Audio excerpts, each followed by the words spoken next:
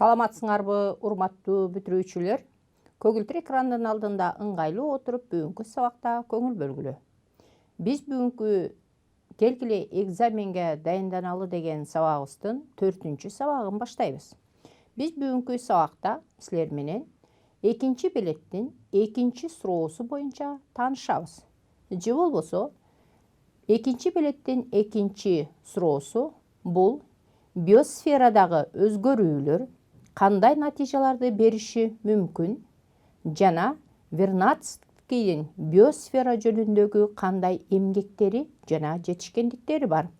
Мына ушул экинчи белеттин 2-чи суроосу боюнча тереңирээк, кененирээк түшүнүк алабыз. Жана эгерде ушул экинчи белет келип калса, экинчи белеттин 1-чи суроосу боюнча биз өткөн сабакта кайталоо жүргүзгөнбүз жана кантип жооп бериш керек боюнча таанышканбыз.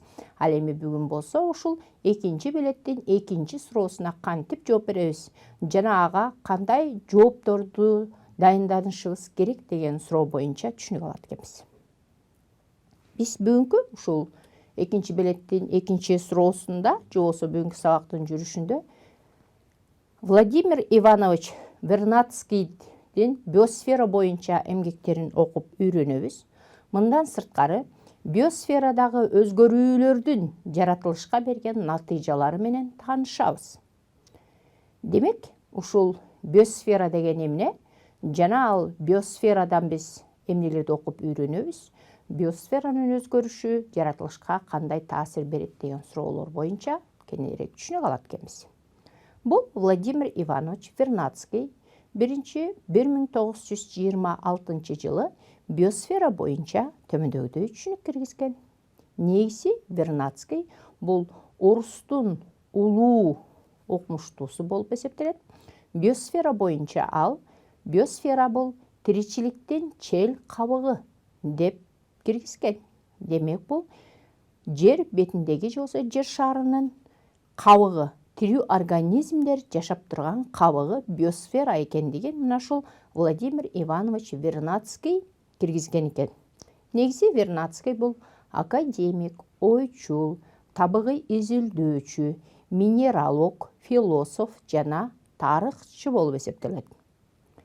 Вернадский өзү биосфера боюнча эң көптөгөн эмгектерди жазган. Башта айтканда бул Владимир Иванович Вернадскийдин 700-дөн ашык биосфера боюнча жазып кеткен эмгектери бар. Мына ушул биосферага албетте Вернадскийге чейин дагы эң көптөгөн окумуштуулар өзүлөрүнүн түшүнүктөрүн бергизген. Алардын бири 17-чи кылымдын башында бул Жан-Батист Ламарк болуп эсептелет. Мындан башка ушул Вернадский биосфера боюнча бул тирүү организмдин тиричилиги ушул биосферада жүрө тургандыгын аныктаган. Башка айтканда, организмдин тиричилиги биосферада жүрөт дегенде, бардык тирүү организмдер Вернадскийдин айтуусу боюнча химиялык заттардан тура тургандыгын, ал химиялык заттардын мономерлери биригип полимерлерди пайда кыла тургандыгын, пайда болгон полимерлердин молекулалары бул клетканы түзө тургандыгын, ал эми клеткалар биригип тканьды, ал эми тканьдар болсо организмди түзө тургандыгын, башка айтканда ушул биосферадагы организмдин тиричилиги төмөндөн жогору карай, жөнөкөйдөн татаалды карай пайда болгон экен. Ал эми организмдер болсо бири-биринен айырмаланып турган популяцияны же түрдү түзөт. Мына ушул организмдердин бири-биринен айырмаланган популяция жана түрлөр жашаган чөйрөсүнө карата булар биогеоценозду түзөт. Ал эми биогеоценостун абдан көп түрлөрү бар. Башка айтканда, бул ар бир түрдүн жашаган чөйрөсүнө карата биогеоценоз түзүлсө, бул биогеоценостун жашаган тирүү организмдердин жашаган чөйрөсү бул биосфераны берет экен. Мына ушул Вернадскийдин организмдин тиричилиги биосферада тынымсыз жүрүп тура тургандыгын аныктаган.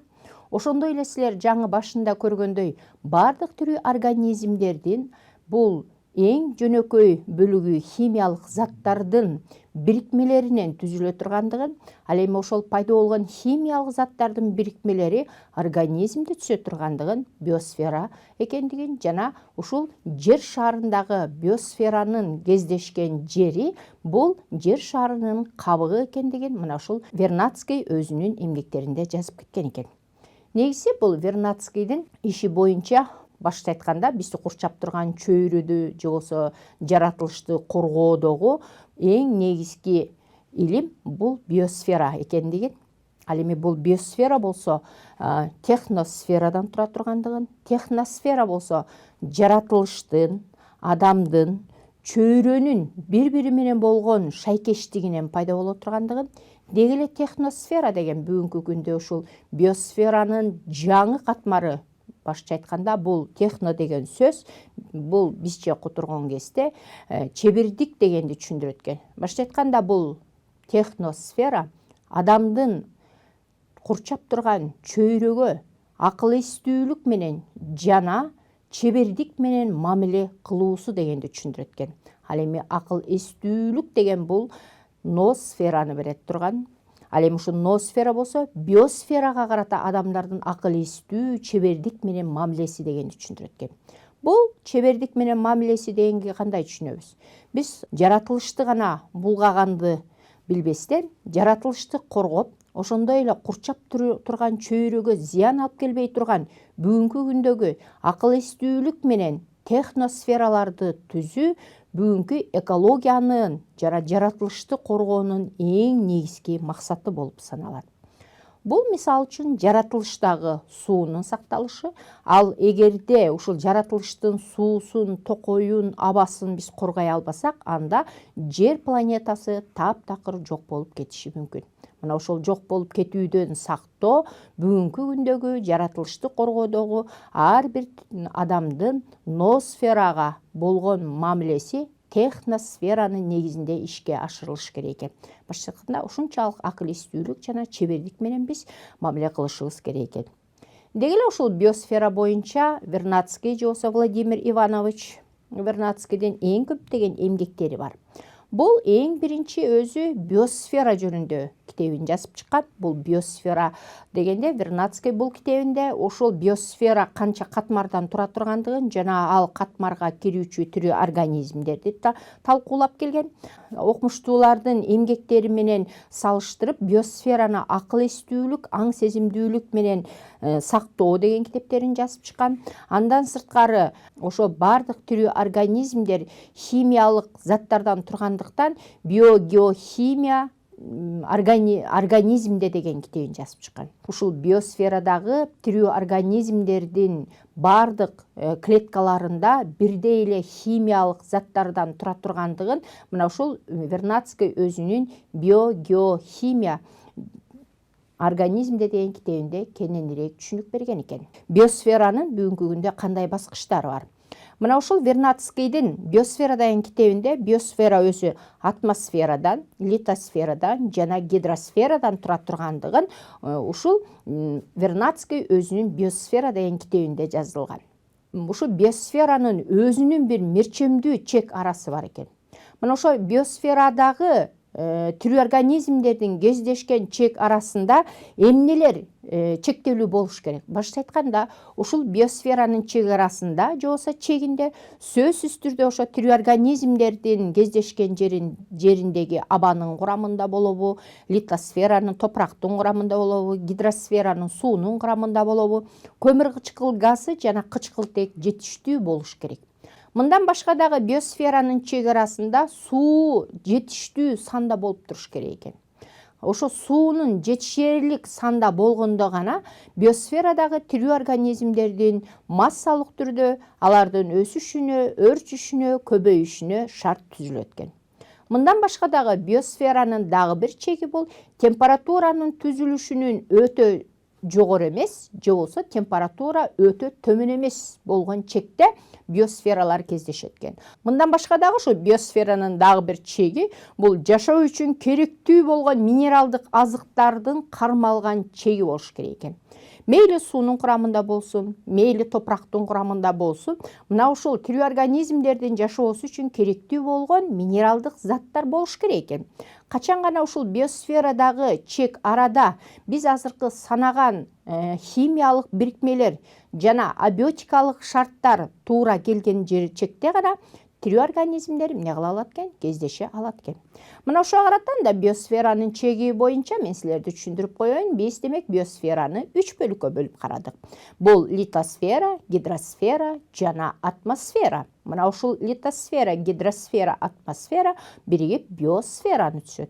Мисалы үчүн атмосфераны алып карай турган болсок, жердин бөлүгүнөн баштап стратосферага чейинки бийиктик бар. Бирок анын баардыгында тең эле тирүү организмдер кездеше бербейт.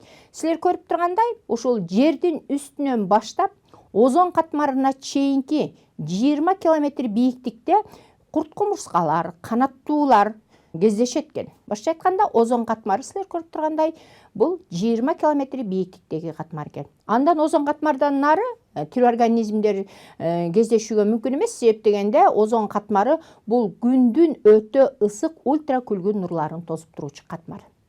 Экинчи бул литосфера. Литосфера бул жер шарынын катуу катмары болуп саналат. Жер шарынын катуу катмарында биомасса жердин 3 километр тереңдигине чейин абдан көп кездешет. Бирок окумуштуулардын изилдөөлөрү боюнча бул литосферанын 7 километр тереңдигинде дагы бактериялардын кездеше тургандыгын изилдеп чыгышкан. Негизи литосферанын 2,5-3 километрине чейин тирүү организмдердин көптөгөн түрлөрү кездешсе, ал эми литосферанын үстүнкү катмарында бул биомассанын катмары деп аталат экен. Андан кийинки 3-чү катмары бул албетте гидросфера. Гидросферада бул күндүн нуру 11 километр тереңдикке жеткен чегине чейин күндүн нуру жетет. Демек анда ошол океандардын, деңиздердин 11 километр тереңдигиндеги жерге чейин тирүү организмдердин саны абдан көп кездешет экен. Демек, биосферадагы атмосфера, литосфера, гидросфера бул ушул тирүү организмдердин кездешкен бөлүгү болуп саналат экен. Ал эми биз жаңы эле токтолдук, ушул тирүү организмдер жашаш үчүн биосферанын өзүнүн чеги болот деп, чек арасы болот деп. Ал эми чек аралары болсо, биз жаңы эле токтолдук. Мисалы үчүн атмосферанын озон катмарына чейинки 20 километр бийиктикке чейин учкан канаттуулар болушу мүмкүн экен. Ал эми суунун эң терең 11 километр тереңдигине чейин, деңиздердин, океандардын 11 километр тереңдигине чейин тирүү организмдердин кездешкен жери. Ал эми жердин катуу катмары болуп саналган литосферада болсо, биз жаңы көрдүк, жердин 2 же 3 километр тереңдигине чейин. Ал эми окумуштуулардын изилдөөлөрү боюнча ушул литосферанын 7 километрине чейинки бактериялардын кездешкендигин аныктап чыккан экен. Эми ушул биосферанын негизги түзүлүшү боюнча токтололу. Биосферанын эң негизги түзүлүшү анда биз топурактан, суудан, абадан тура тургандыгын аныктадык. Мындан башка биосфера тирүү организмдерден турат экен. Демек, биосфера топурактан, суудан, абадан турат экен. Мына ушул биосферадагы ушул тирүү организмдер үчүн эң керектүү болгон негизги шарт болуп эсептелет экен. Мындан башка тирүү организмдерге, мисалы үчүн адамдар биосферада, жаныбарлар, өсүмдүктөр, козу карындар жана микроорганизмдер, бактериялар жана вирустар ушул биосферада кездешүүчү тирүү организмдер болуп эсептелет экен. Мындан башка дагы биосферада биз жаңы айттык, ошол тирүү организмдердин курамын куруп туруучу азыктарына керектүү болгон минералдык заттардан туруш керек деп.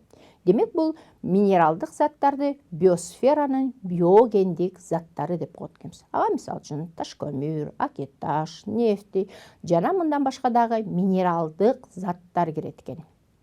Демек, бул биосферанын түзүлүшү экен. Анда биосферанын кызматы эмнеде? Мына ушул биосферанын түзүлүшү, биосферанын чек арасы, биосферанын кызматы боюнча орустун улуу окумуштуусу Владимир Иванович Вернадский өзүнүн эмгектеринде толук кенен түшүнүк берип кеткен. Демек, биосферанын эң биринчи кызматы бул ушул тирүү организмдердин биосферадагы газ алмашуусу.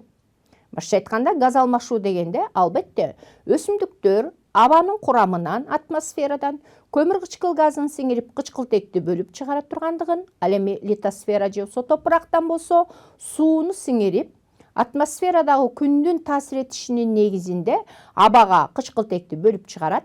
Ал эми ошо өсүмдүктөрдүн бөлүп чыгарган кычкылтеги менен башка тирүү организмдер дем алышып, кайра өсүмдүктөргө кычкылтекти берип турат. Демек, биосферанын чек арасында, чегинде биз жаңа айттык, сөзсүз түрдө ушул тирүү организмдер жашай турган чекте көмүр кычкыл газы, кычкылтек жетиштүү болуш керек дедик. Ушул биосферадагы газ алмашуунун негизинде албетте дайыма ачытуу жүрүп турат. Ачытуу деген бул чиритүү дегенди түшүндүрөт. Ал ушул мейли тирүү организмдерден өсүмдүк болсун, жаныбар болсун, адам болсун, козу-карын болсун, аларды чириткич бактериялардын жардамы менен чирип, кайра эле ошол жаратылышка же болсо биосферага көмүр кычкыл газы, азот жана күкүрттүү суутек бөлүнүп чыгып турат экен. Демек, бул биосферанын эң биринчи кызматы тирүү организмдердеги газ алмашуунун жүрүп турушу жана ачытуунун жүрүп турушу экен. Мындан башка дагы бул биосферанын экинчи бир кызматы бул концентрациялык кызмат. Концентрациялык кызмат дегенде баардык тирүү организмдердин курамындагы химиялык заттар бирдей санда жана бирдей өлчөмдө кездеше бербейт. Бирок сөзсүз түрдө ушул химиялык заттар алардын курамын куруп туруш керек. Демек, организмге керектүү химиялык заттардын топтолушу бул концентрациялык биосферанын кызматы болуп эсептелет экен. Ал эми концентрациялык керектүү химиялык заттарга суутек, кычкылтек, фосфор, көмүртек, натрий, магний, кальций, темир, жез, кобальт, хлор жана башка кээ бир минералдык металлдар кездешет экен. Мына ушул химиялык бирикмелердин негизинде биогендик заттар пайда болот экен. Ал эми биогендик заттар болсо биосферадагы тирүү организмдердин кээ биринин организмин куруп турган химиялык молекулалар болуп саналат экен. Мындан башка да биосферанын экинчи кызматы бул транспорттук кызмат. Албетте биосферада сөзсүз түрдө транспорттук кызматты аткара тургандыгын баарыбыз жакшы билебиз. Себеп дегенде литосферадагы топуракта өсүмдүктөр өзлөрүнө керектүү минералдык заттарды сиңирип алып, суунун эриши менен кайра жаныбарларга өткөрүшү мына ушул биосферадагы үчүнчү ташуу кызматы болуп эсептелет экен. Ал эми ошо биосферанын өзгөрүшү эмнеден көз каранды? Албетте бул жердеги алманын, жакшынакай бышып турган алма эмнеден өзгөрүп бузулушу мүмкүн? Бул албетте курчап турган жаратылыштын бузулушунан, суунун жетишсиздигинен, суунун булганышынан силер жаңы көргөндөй алманын өңү бүрүшөт. Ушу сыяктуу эле жер планетасында дагы биосферанын өзгөрүшүнөн бүт бойдон кургак материктер кургап, анын курамындагы химиялык заттар бузулуп, ар кандай уулануунун негизинде бир тамчы эле уулуу зат бир нечелеген тирүү организмди бузуучу заттар болуп эсептелет. Же болбосо ушул экинчи белеттин экинчи суроосунда биосферанын өзгөрүшү жана биосфера боюнча Владимир Иванович Вернадскийдин эмгектери боюнча тааныштык. Албетте биосфера бул бардык тирүү организмдердин жер бетиндеги каптап турган же болбосо куруп турган чел кабыгы. Эгерде ар бир организмдин түзүлүшү бузулса, анда бири-бири менен булар тыгыз байланышта болуп, жер шарындагы жашоо тиричилик да бузула баштайт экен. Ал эми муну болсо ар бир адам ноосфера жана техносферанын негизинде чебердик менен, акыл эстүүлүк менен биз эмне кылышыбыз керек экен? Пайдаланышыбыз керек экен. Эгерде силерге ушул экинчи белет келип калса, анда экинчи белеттин экинчи суроосуна силер мына так ушундай түшүнүктүү берсеңер, анда силер туура түшүнгөн болосуңар. Мына балдар, анда мен ушуну менен бүгүнкү сабагымды аяктайын. Кийинки жолугушканга чейин саламатта калгыла, мамлекеттик экзаменди ийгиликтүү аяктагыла жана силерге ак жол каалаймын.